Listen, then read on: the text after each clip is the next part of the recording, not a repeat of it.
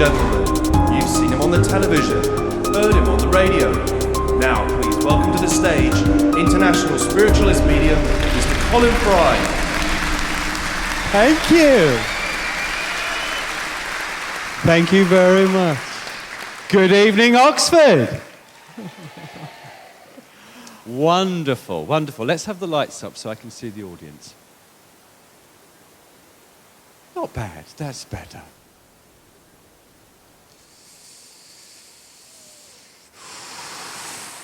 I have a gentleman with me, and I believe that he had either esophageal or throat cancer when he passed from this life. I know that he loved jazz and blues. All right, sir, okay.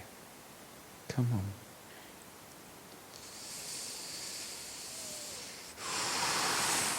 And I know as he's trying to get his level down to me, there is more than one person here that he wants to connect to. What do you mean you were itchy? Right. Okay. Strange, but his skin was very irritated towards the end of his life as well. Now, maybe that was part of the treatment, I wonder. Okay. Darling, do you understand this? Yeah. You are part of a party of 2 or 3 people tonight. 3. Would you please also be able to understand as well the feeling that I'm being given is that it is suspected that your dad actually knew that he wasn't well long before he admitted it to any of you. It's like, I feel that he had already spoken to a doctor and then left quite a long period of time before he actually told you that actually I'm quite ill. All right. And I think he kept it from all of you because he felt that he was doing the right thing by not telling you. Does that make sense to you? Yeah. Okay. Who was Monty? I also feel as though there's a connection to someone called Monty. Yeah. Yes? All right. Cheerful feeling as he talks about Monty, as though this is sort of like a nice feeling. Yeah. Right? Now, I have to actually tell you again, rather like earlier on, that your dad's not actually directly speaking to me. This is very much his personality, his feelings, his emotions, his thoughts that he's impressing upon me. So I'm trying to interpret them as he's working with me the best that I can. All right? He also seems to feel really, really pleased that a young lad in the family has begun to develop his passion for music as well. Yes. Who is the lady that sits next to you? He's asked for the microphone to be passed to her. It's my mum. Very, very, very clear in my mind. He specifically said that the microphone had to be passed on to you. And I can feel him clear in my mind. He spoke one single sentence to me with the most endearing smile on his face. This man had the most charming smile when he smiled. Would you understand that? Yes. Yeah? He said, see, I told you I'd find a way to come and say hello.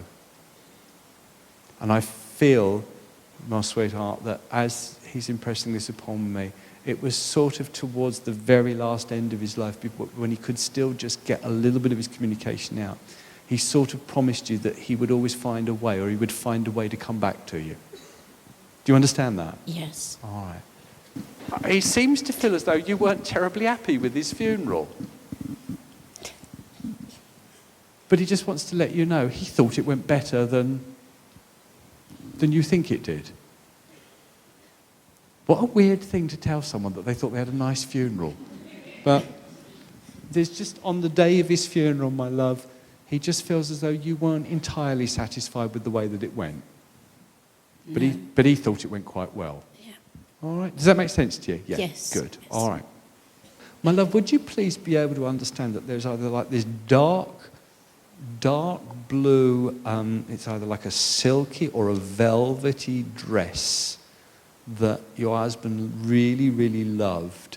I can see in my mind this hanging, my love, in sort of like, it's still got like a dry cleaner's wrapper on it.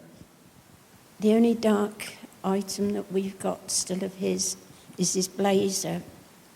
Is it dark blue? Yes. I thought it was a dress he was showing me, love, to be honest. But and is it in a dry cleaning wrapper still? It's in a plastic wrapper, yes. But I can see whatever he's trying to indicate to me is in a dry clean or a plastic wrapper, and he just knows that for some reason you've not got the heart to get rid of it, or it's just got to stay there. Yes. Okay. And also, although a lot of men from the spirit would often talk about watches and things they want to put aside, I'm being told that there is a ring that should be kept back and only passed on to someone in years to come. It's not something that should be passed on to someone now. And he sort of feels as though you've made that decision that it should be held back for a number of years before it's passed on. Would that make sense to you? That is correct. Yeah, well, he just wants to confirm that he thinks that you've made the right decision over that this ring, which it's not even just sentimental value. This ring actually is quite valuable. He thinks that you're right, that it should be held back for a number of years to come, yet it's not the right time to pass it on. Do you understand this? I do. Okay, darling. Well, he just wants to confirm he thinks that you've made the right decision on that. And he's really happy that he's made.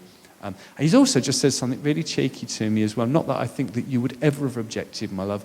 He's just put a thought in my mind that one of the great things for him over there is that with all this love of music he had, all this jazz and blues music, he can now sit and listen to it uninterrupted. You know? Without anybody saying, can't you put something else on? Yes. He can now sit and listen to, all this jazz and blues music that he loved without anybody complaining. And he does like it quite loud. Yes. And I think he always did like it quite loud. So I can feel in my mind this thing, he's sitting there, with the record player blaring away, listening to all his favourite old songs and everything, and nobody's telling him that he's got to change it or take it off or turn it down.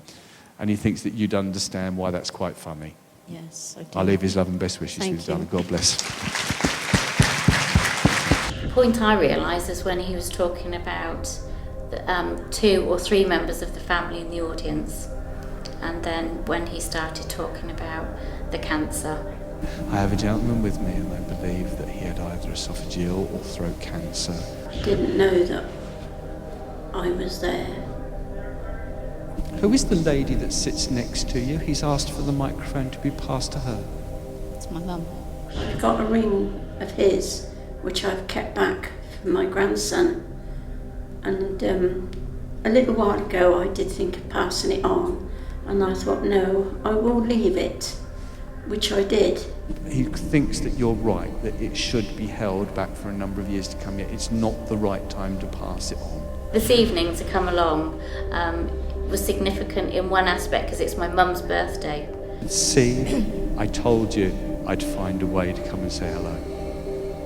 Actually now having the experience myself, I now wouldn't be sceptical of, saying to somebody, you must go.